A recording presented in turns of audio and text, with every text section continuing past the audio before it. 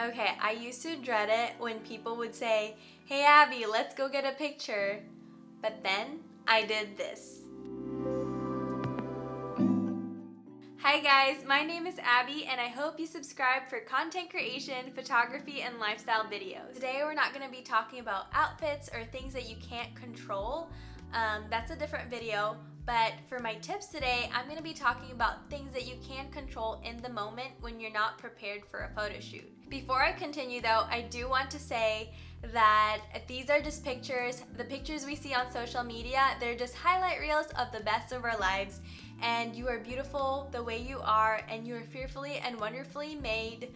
And I'm very passionate about this topic, but to keep it short, you have a purpose here on earth given to you more than just looking good on Instagram. So remember that, girly.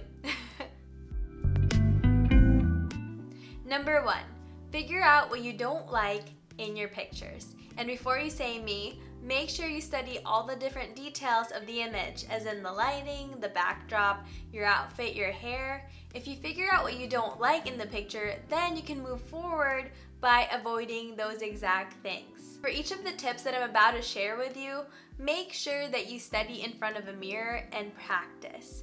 If you are comfortable by yourself, then in the future, hopefully, if somebody pulls out a camera, you just know, bam, that's your go-to angle. Number 2, pick your angle.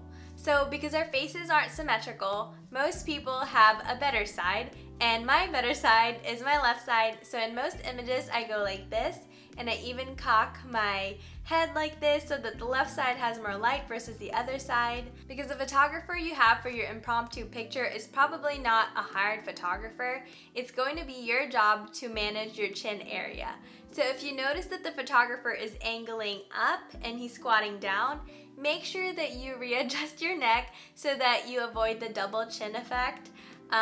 Just go ahead and elongate your neck like a turtle and then jut your chin down so that you're kind of just making this part tighter, and then just get on the same plane as the camera lens so that you are directly looking at the camera with your eyes and with your chin, and not just looking down like this, because then that opens up this whole area and produces that double chin effect. Number 3, speaking of angles, I want you to lean towards the camera. You never want your shoulders to be aligned because that just looks too plain and too straight and narrow.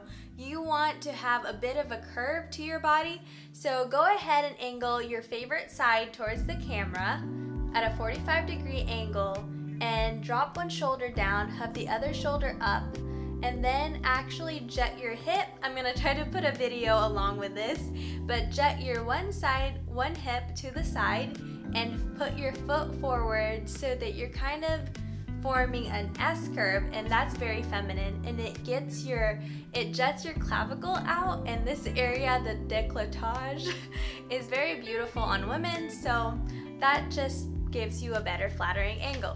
The 45-degree rule also works if you're sitting. So if you're sitting, you don't want to look straight at the camera and have your legs out, because that just makes your calves look stumpy and a little wider. But instead, you would want to face your legs at a 45-degree angle, if not sideways, so that the camera can see that yes, your legs do continue this way and it doesn't create a foreshortening effect. Also, I do want to mention, as a female, you want to be careful that you are not flashing anybody with your dress, with your outfit, if you're sitting and facing the camera. That's just something to keep in mind. Number 4, grab a prop. So if you have a prop, that just gives your hands something to do, and it makes you less awkward or less stiff. So go ahead, even if you're at a party, grab a soda, grab a popsicle, I don't know, just grab it and hold it.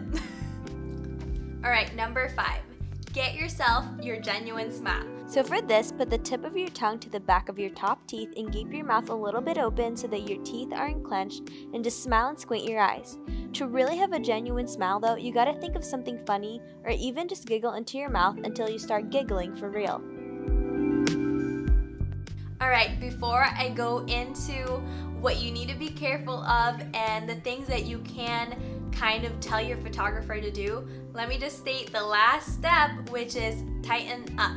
So you're not gonna work out before this, obviously, but I urge you to tighten everything up. I don't mean like squeeze everything in like this, because that will just make you look really weird on camera. What I mean is basically flex every muscle. So go ahead and suck it in. Nobody cares. Everybody does it. Go ahead and flex your legs if your legs do show. And then also, if you're not smiling, go ahead and put your tongue to the roof of your mouth, because that just tightens up this part and gives you a more strong jawline. Alright, one thing that you need to be careful of when you are taking pictures is using your hands. So you can use your hands even without props, but you gotta be careful that you don't just use the back of your hand like this towards the camera, because it's just so big and the light catches, because there's not a lot of detail there. The eye will be drawn there and not in a good way. So make sure you're not putting it against your thigh or your face, because it creates a weird scale and it creates everything disproportionate. If you do want to use your hands because they're attached to your body, have your thumb facing towards the camera so that it makes a slimmer effect. So it's more of a line versus a big circle. Okay, I know we're talking about impromptu photos that you haven't really planned, but if you are able to have a say in the picture, if the photographer is your friend, maybe go ahead and help with the lighting situation. So if you have a window at your office, make sure you're facing towards the window. If you're outside, make sure that you're facing your shadows and you are not facing the sun, because you don't want to be squinting in the images.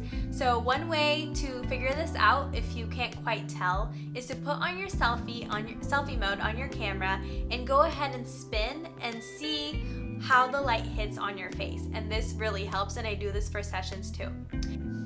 And if you want, you can also take a sample picture with your phone or your camera so that the photographer knows exactly what angle to take, because sometimes they just don't know. So you can even explain to them, this is why I chose this specific angle. For example, when my mom takes my pictures, I tell her, I want it like this so that the lines on the door are parallel to the camera. And that just makes more sense in their head, because sometimes people just can't tell visually, you know, exactly what you're wanting. So go ahead and explain. So yeah, once in a while when somebody says, hey Abby, let's go get a picture, and I'm not mentally prepared, I freeze half a second in my heart, but then I remember I've got these 6 tips, I'll be fine. And I think you will be too. You just gotta be confident about it, and just remember, you are not defined by an image. I know that you want to look good, but these are just images. They're just snapshots of the best of our lives, and I hope that you remember that you are worthy and you are fearfully and wonderfully made, and we have a bigger purpose than having a good Instagram feed or whatever.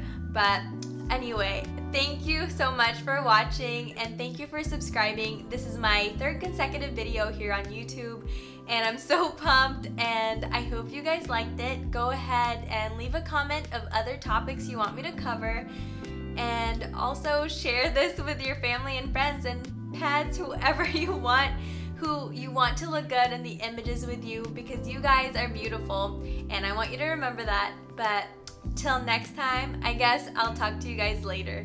Bye-bye.